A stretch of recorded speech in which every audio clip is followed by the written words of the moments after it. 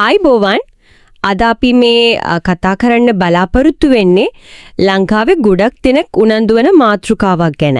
ඒ කියන්නේ ව්‍යාපාර අවස්ථාවක් විදිහට බිම්මල් වගාව.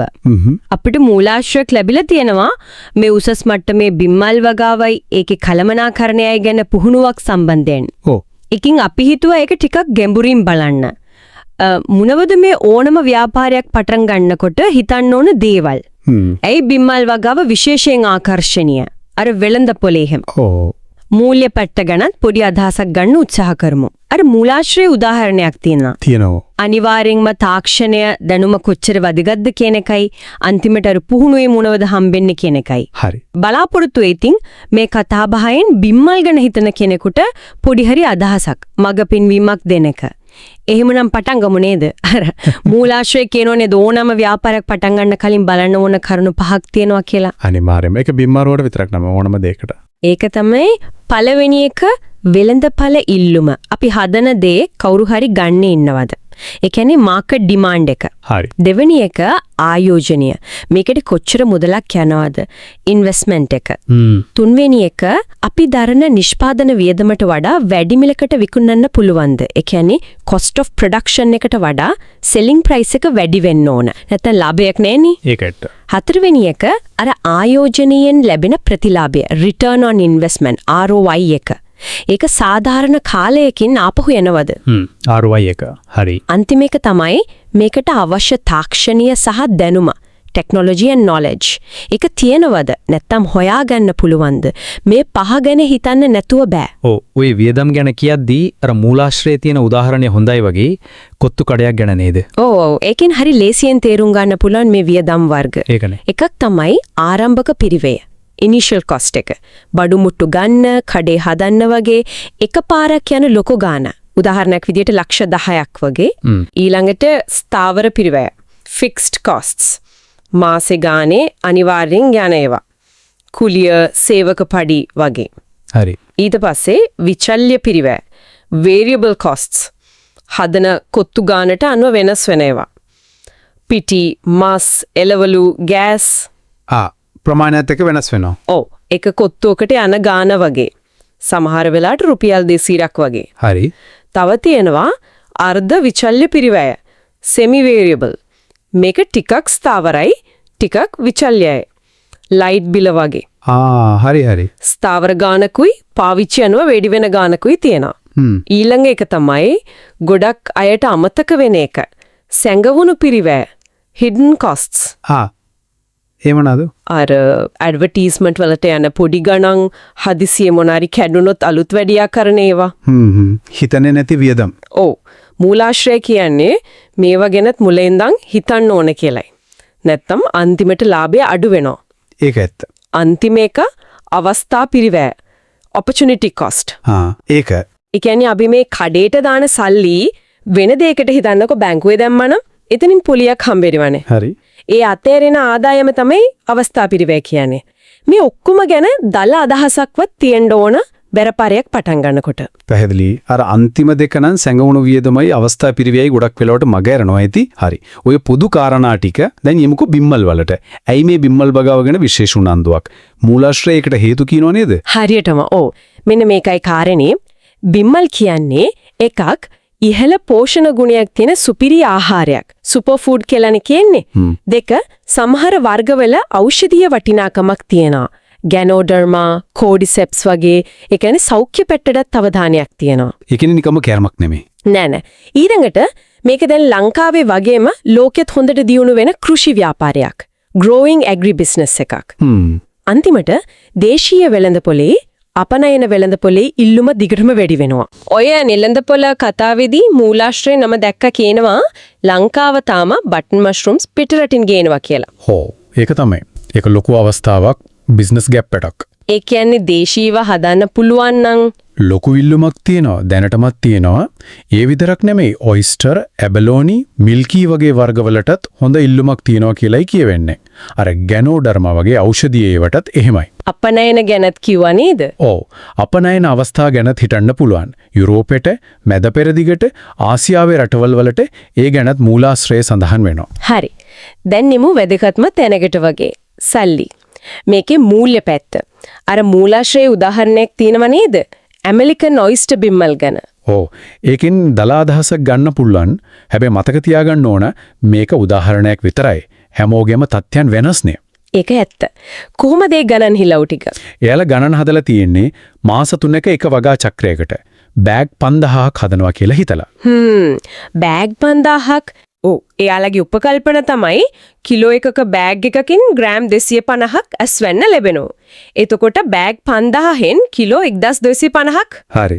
ඒක ග්‍රෑම් 250 පැකට් වලට දාලා එක පැකට් එකක් රුපියල් 125කට විකුණනවා කියලා. 125යි. එතකොට මාස 3කට මුළු ආදායම එනෝ රුපියල් 7,81,250ක් විතර. ලක්ෂ 7ක් වගේ. ඔව්. ඒකට යන විචල්්‍ය පිරිවය අර බෑග් හදන්න යන දේවල් පැකට් කරන ඒවා ඒ ටික රුපියල් 43,500ක් විතර වෙනවලු. හරි. එතකොට දල ලාභය gross profit රුපියල් 3,48,750ක් විතර. ඒ මාස 3ට. මාස 3ට ලක්ෂ 3ක් විතර දල ලාභයක්. ඔව්. ඉතින් අවුරුද්දට චක්‍ර 4ක් කළොත් වාර්ෂික දල ලාභය රුපියල් 1,99,500ක් විතර වෙනවා. ඒ කියන්නේ ලක්ෂ 14කට කිට්ටු වෙන්න. ලක්ෂ 14ක්. එක බෑග් එකකින් රුපියල් 70ක විතර දල ලාභයක් තියෙන මේ ගණනය අනුව. ඒ ගණන් බැලුවම නම් ආකර්ශනීයයි වගේ. හැබැයි මේක දල ලාභය විතරයි නේද? හරියකම හරි. අර කලින් කිපු ස්ථාවර වියදම්, කුලිය පඩි, ආරම්භක වියදම්, සැඟවුණු වියදම් ඒවා මේකෙන් අඩු වෙන්න ඕන නේද? අනිවාර්යෙන් මේකටමයි තේරුම් ගන්න ඕනේ. මේක මතු පිටින් පේන ගාන සම්පූර්ණ චිත්‍රය ගන්න නම් අර හැම වියදමක්ම ගණන් හදලා බලන්න ඕන. ඒ කියන්නේ තමන්ගේම තත්වයට අනුව හරියට ප්ලෑන් එකක් හදා ගන්න ඕන. ඒක අත්‍යවශ්‍යයි. අන්න එතනට තමයි තාක්ෂණය සහ දැනුම කියන එක ආයෙත් වැදගත් වෙන්නේ. මේ වගේ ගණන් හදන්න, වගාව හරියට කරගන්න, අස්වෙන්ඩ වැඩි කරගන්න, වියදම් පාලනය කරන්න මේ හැම දෙයකම දැනුම ඕන, සුදුසු තාක්ෂණය ඕන. මූලාශ්‍රයක හොඳටම කියනවා. ඔව් අර මූලාශ්‍රය අහන වගේ දේකුත් තිබුණා නේද? මේකට අලුත් තාක්ෂණයේ ඔටෝමේෂන් AI වගේ දේවල් ගලප ගන්න පුළුවන්ද කියලා. ඔව්. ඒ කියන්නේ අනාගතය ගැන හිතන්න වෙනවා. සාම්ප්‍රදායික ක්‍රමවලින් විතරක් බෑ ඉස්සරහට යන්න නම්. ඒක ඇත්ත. තරඟකාරී වෙන්න නම් හරියටම. ඉතින් ඔය අවශ්‍ය දැනුමයි තාක්ෂණික මඟ පෙන්වීමයි දෙන්න තමයි අර මූලාශ්‍රය විස්තර වෙන පුහුණු වැඩසටහන තියෙන්නේ. ඒ පුහුණුව ගැන මොනවද කියවෙන්නේ? මම දැක්කා මොඩියුල්ස් 12ක් ගැන කියනවා. ඕ මොඩියුල්ස් 12ක් තියෙනවා. ඒකෙන් ඇත්තදම බිම්මල් ව්‍යාපාරික මුල ඉඳම් අගටම වගේ ගොඩක් දේවල් කවර් කරන පාටයි. ප්‍රධාන වශයෙන් මොනවද? ගත්තොත් ව්‍යාපාර කළමනාකරණය අර මුලින්ම කතා කරපු දේවල්. වියදම්, ලාභ, සැලසුම්. හරි. ඊළඟට වගා තාක්ෂණය. බීජ හදන හැටි, ඒ කියන්නේ ස්පෝන් එක, අර වගා මාධ්‍ය සබ්ස්ට්‍රේට් එක හදන හැටි. මූලික දේවල්. ඔව්. ඊට පස්සේ උසස් තාක්ෂණය. පවිත්‍ර කරන කුටීර, හයිටෙක් ග්‍රෝ හවුසස් හදන හැටි, ඒවා පාලනය කරන හැටි. ඊළඟට විවිධ බිම්මල් වර්ග වගා කරන හැටි වෙන වෙනම. ඔයිස්ටර්, පිදුරු, කිරි, බටන්, අර ඖෂධීය, ගැනෝඩර්මා. ඒ වර්ගයට වෙනම ක්‍රම තියෙනවානේ. ඕ ඊළඟට අස්වැන්නෙන් පස්සේ කරන දේවල්, පෝස්ට් හාවස් මැනේජ්මන්ට්, පලිබෝධ පාලනය, වැදගත්ම දේ අගය එකතු කළ නිෂ්පාදනය, value added products. නික විකුණනවට වඩා. ඕ අන්තිමට අපනයන ව්‍යාපාර ගැනත් මොඩියුල් එකක් තියෙනවා. ඒ කියන්නේ සම්පූර්ණ චිත්‍රයක්ම වඩේ දෙනවා. කොහොමද මේක ඉගෙන ගන්න පුරුවන් ක්‍රම? ක්‍රම දෙකක් ගැන කියනවා. කෝස් එකක්. ඒක Tamanට ඕන වෙලාවක බලන්න පුළුවන්. කාටද මේක වැඩියෙන්ම ගැලපෙන්නේ? මූලාශ්‍රය කියන විදියට නම් කණ්ඩායම් 3කට වගේ. අලුතෙන්ම පටන් ගන්න අයට, beginnersලට, දැනටමත් වගා කරන අයට, අලුත් දේවල් ඉගෙනගෙන දියුණු වෙන්න, අප්ග්‍රේඩ් වෙන්න. සහ ව්‍යාපාරයක් විදිහට දැනටමත් කරන අයට මේක තව ලොකුවට කමර්ෂල් ලෙවල් එකට ගෙනියන්න. එතකොට මේ ඔක්කොම අහගෙන ඉදලා මොකද්ද අපිට මේ මූලාශ්‍රය වලින් ගන්න පුළුවන් ප්‍රධානම අදහස? මම හිතන්නේ ප්‍රධානම දේ තමයි බිමල් වගාව කියන්නේ ලංකාවේ ඇත්තටම හොඳ ව්‍යාපාර අවස්ථාවක් වෙන්න පුරුවන්. ඒක පැහැදිලි. හැබැයි ඒකට නිකන් බැහැලා බෑ. හරි දැනුම, ගැළපෙන තාක්ෂණය සහ වැදගත්ම දේ විධිමත් ව්‍යාපාර කළමනාකරණයක් තියෙන්නම ඕන. නිකම් සාම්ප්‍රදායිකව කරනවට වඩා ඔව් වෙළඳ පොළ ගැන හිතලා, වියදම් ගැන හිතලා, ලාභය ගැන හිතලා අලුත් ක්‍රම පාවිච්චි කරලා කළොත් තමයි සාර්ථක වෙන්න වැඩි ඉඩක් තියෙන්නේ. ඒක නම් ඇත්ත. ඒ වගේම අපි මතක් කරන්න ඕන මේ අපි කතා කරේ අපිට ලැබුණු මූලාශ්‍රයේ තියෙන දේවල්. අනිවාර්යෙන්ම. කවුරු හරි මේ ගැන උනන්දු නම් අර මූලාශ්‍රය කියන ආයතනය සීලන් මෂරූම් ග්‍රෝවර්ස් එයාලගෙන් වැඩි විස්තර අහගන්න එක තමයි හොඳම දේ.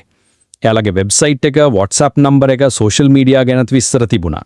ඔව් www.ceylonmushroomgrowers.com WhatsApp 653033035. ඒ වගේම ඕනෑම ව්‍යාපාරයකට වගේ Taman විසින්ම තවදුරටත් හොයා බලලා Tamanගේ තත්ත්වයට හරියන විදිහට ප්ලෑන් එකක් හදාගන්න එක අත්‍යවශ්‍යයි. ඒක නම් සහතිකයි. කිසිම ආයෝජනයක් කරන්න කලින් ඒක කරන්නම ඕනේ. අවසාන වශයෙන් පොඩි දෙයක් ඉතුරු කරන්න නම් හිතන්න මේ මූලාශ්‍රය අපිට පෙන්නනවා වගේ මේක නිකම්ම කෘෂිකර්මයක් නෙමෙයි. මේක සාම්ප්‍රදායික කෘෂිකර්මයට අලුත් ව්‍යාපාර කළමනාකරණ ක්‍රමයි තාක්ෂණයයි එකතු කරලා කොහොමද වටිනාකමක් හදන්නේ කියන එකට හොඳ උදාහරණයක්. පින් ප්‍රශ්නේ තියෙන්නේ අපි මේක නිකම්ම බිම්මල් ටික වවලා විකුණලා නවතිනවද?